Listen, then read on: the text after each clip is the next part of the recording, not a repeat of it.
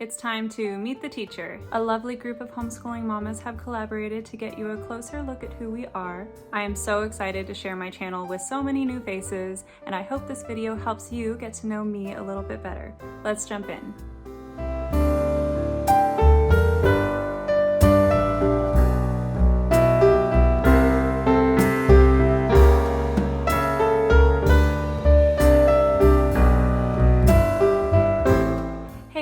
Welcome back to Regular Secular Mama. If you're new here, my name is Cassie and I'm a homeschooling mama to two kiddos, currently ages 8 and 11 years old. On this channel, I share homeschooling tips and curriculum reviews and everything in between. Today's collaboration host is the beautiful, funny, and entertaining Shanna over at Making Everyday Magic. We'll be answering some questions about who we are and how we homeschool, so after getting to know me a little bit better, be sure to check out the playlist and all the other amazing secular homeschool channels. Homeschooling can be so isolating, and it's brought me so much joy to get to know these other ladies, and I'm sure you will love them too. As I said in my introduction, my kids are 8 and 11 years old.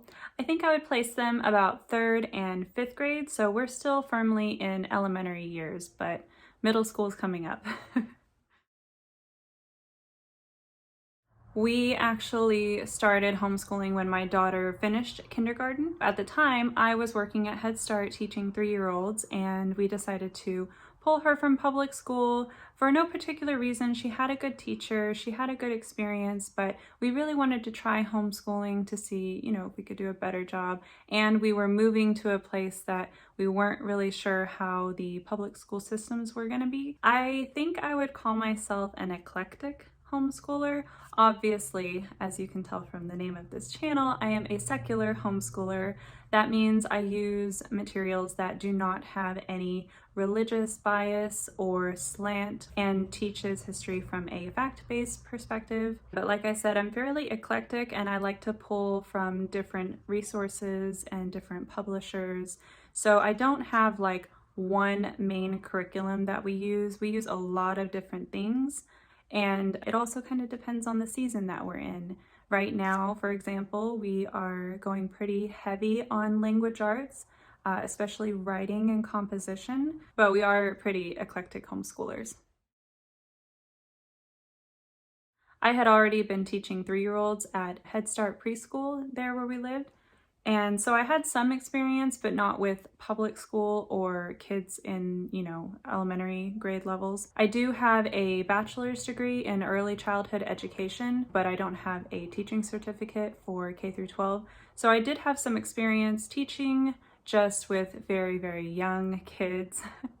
So we are learning as we go. At first, I was very confident in what I was doing because this is what I was trained for. But as we get up there in years, of course, it's very, very new to me.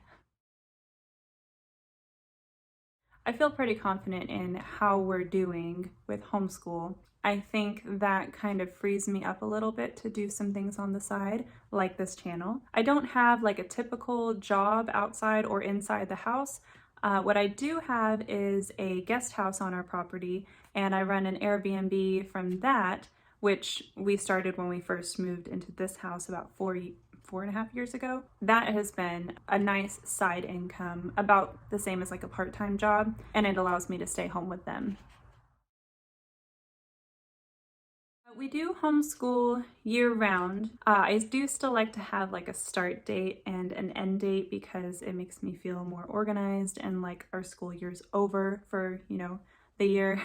So we usually start our homeschool about July-ish or late July maybe, and then we end our school around June. So we take off about a month for the summer. Our long break is actually during the winter. We take 6 weeks off all the way from Thanksgiving to New Year's. And that just helps make that somewhat stressful time of year a little more relaxing, and we can enjoy things more, like parties with our friends or crafts or whatever, and just take a nice breather when it's cold out. Our weekly schedule is pretty normal. I feel like a lot of people like the whole 4-day homeschool week, and that's what we do. We homeschool Monday through Thursday usually, and Fridays we reserve for hanging out with our friends. We have a like homeschool group for our county where we kind of get together with friends from our town and neighboring towns and do field trips or park days or maybe some sort of craft or something, but we reserve Fridays for that. Our schedule every day, however, is a lot more up in the air. I don't really schedule anything. I like to do what I call a flow for the day. So I do kind of organize what we start with and all the things I hope to get through during the day, but it really just depends on like the moods my kids are in and anything else we have going on that day. Typically, we start with our literature read aloud. Our day just goes much more smoothly when we start with the read aloud, so I like to definitely start with that. In the past, we have saved content work like history and science for the afternoons because I thought it would be more relaxing and doing the fun stuff last. But I found that we were not getting to that stuff like at all. We were just skipping it or postponing it, and that just made for a very not fun school experience, only doing like boring things like math and copy work. So we switched it and we do our content work in the mornings, and then we save what I call our individual subjects for later in the afternoon, like after we eat lunch. That's all the things like math or language arts or any extra little things that the kids are working on.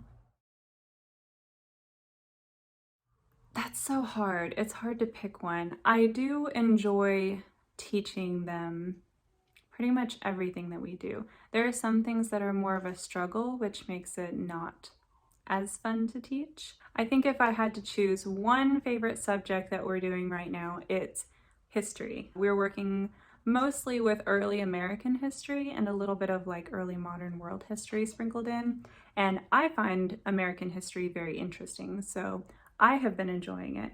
Plus, we have access to so many amazing resources right now. I just feel very lucky to have the opportunity to use so many different awesome resources, and I'm really enjoying doing that with the kids. My least favorite subject to teach the kids? Probably language arts. And it's not the reading part of it. I enjoy reading good books with them. I enjoy talking about books. I think it's the writing part of it, actual composition. For some reason, it's just something that I don't enjoy teaching. I was always a very good writer as a kid, as a teenager, but I don't know how to teach that. I wasn't taught like the steps or the process. I just did it and kind of winged it, and it worked fine. So it's really hard for me to teach them good writing skills when I never really was taught that myself. So we're just taking it one thing at a time. Okay, strengths and weaknesses. So I would say hands down my strength is organization and planning. I think I do that really well. I've always been kind of a detail-oriented person, so planning out what we're gonna do, making sure I have everything that I need for lessons or topics, and putting processes in place to where getting a hold of those things when I need them is easy to do and I'm not scrambling to find things that I need. I feel like I do a really good job of handling that aspect of things. My weakness with homeschooling, it's something that I've been told is a strength. I feel like I lose patience very easily. I've always been told that I'm so patient with them, that I'm so patient with kids. I guess I don't see it. Maybe it's because I'm there in the thick of things and so I see when I lose patience and other people don't see that. Or maybe I just don't recognize how patient I am with them. It's definitely a conscious effort to maintain patience during times where they're giving me attitude or intentionally not following directions. That's really hard for me to like be okay and just be like, okay, let's work through this. When inside I just want to say, dude, like drop the tude. Number one, go with the flow. So I'm a planner, right? I'm an organized person. I did start out not like micromanaging or scheduling things in detail, but definitely getting frustrated when I planned for us to spend 1 hour on something or 30 minutes on something, and then it takes too long, and then I feel like I'm scrambling because, 10 o'clock we're gonna do this. And it took me probably longer than it should have to just accept the fact that we need to work on this until we're done with it, or until we feel done with it, and then we can move on. And if we don't get to everything that day, that's okay. If my first year homeschooling self could talk to my now 5th year homeschooling self, I would probably be like, oh my gosh, you seem so calm and cool and collected. I'm not all the time. I'm not. But I probably seem that way to a lot of people. And my 5th year homeschooling self would tell my 1st year homeschooling self, like, you need to just take a chill pill. It's fine if you didn't do, all 15 words of your copy work. If they get tired at 12 words, just stop. It's okay. The second thing I wish I knew when I started out was to not invest too heavily into a certain homeschool curriculum or style or publisher. So when I started, I did all of our history and science through Pandia Press, and I'm happy with that choice, actually. That's been a consistent choice for us up until like this year. We made some changes for history, but I was really into Brave Writer my first year because I love Julie Bogart and everything she's written, like Brave Learner and all of that. The samples that I saw for Writer's Jungle, I really loved the idea behind it. So I went not all in, but I did buy a couple of pieces that were pretty expensive, and we found out very quickly it just wasn't a really good fit for us. It didn't really fit like my teaching style, and it didn't really fit their learning style either. It wasn't so much that I lost a lot of money or felt like I lost my investment in that curriculum, but more the emotional or mental disappointment of it not working the way I thought it was gonna work. And I was so bummed about that. I just thought, man, like, I really thought that was gonna work. It sounds so beautiful and wonderful, but it just didn't work for us. And I guess it was hard for me to accept that at that moment. Now I'm just like, scrap that. It's not working. We're fine doing something else. Like, let's just take a week and try something different. So when I started homeschooling, I wish I had known that it was okay just to like scrap something, try something else, or even shelve it for a while and get, better samples of things and not go all in on something mentally or financially. So I wish I had known that.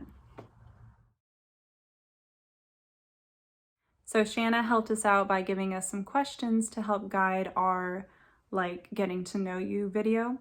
And her last question is, what piece of shareable advice is on your homeschool motivational poster? Which is funny because I actually do have a motivational homeschool poster up in my schoolroom, and it says, we learn from failure and not from success. And it's super corny, but it's something that I need right there in my face every day, or else I'm gonna forget. I need that reminder. And it's been one of the biggest life lessons that I've tried to get my kids to understand.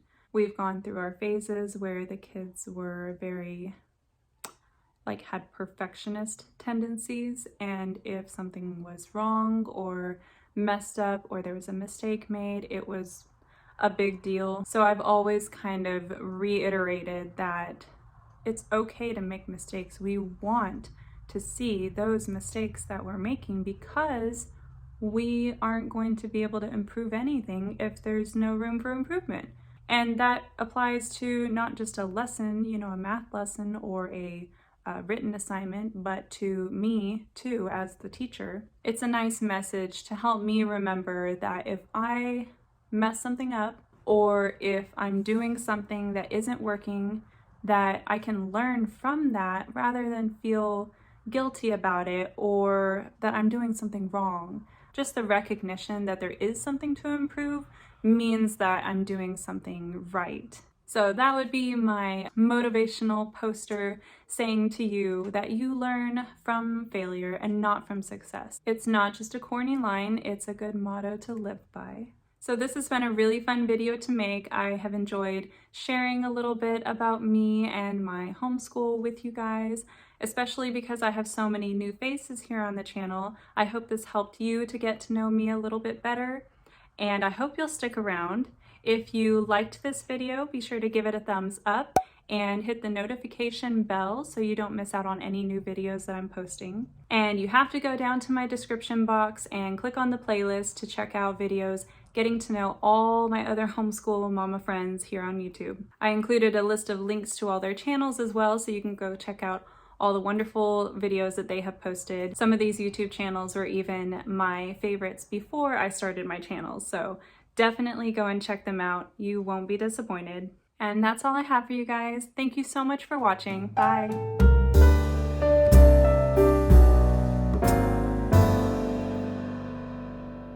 Poster.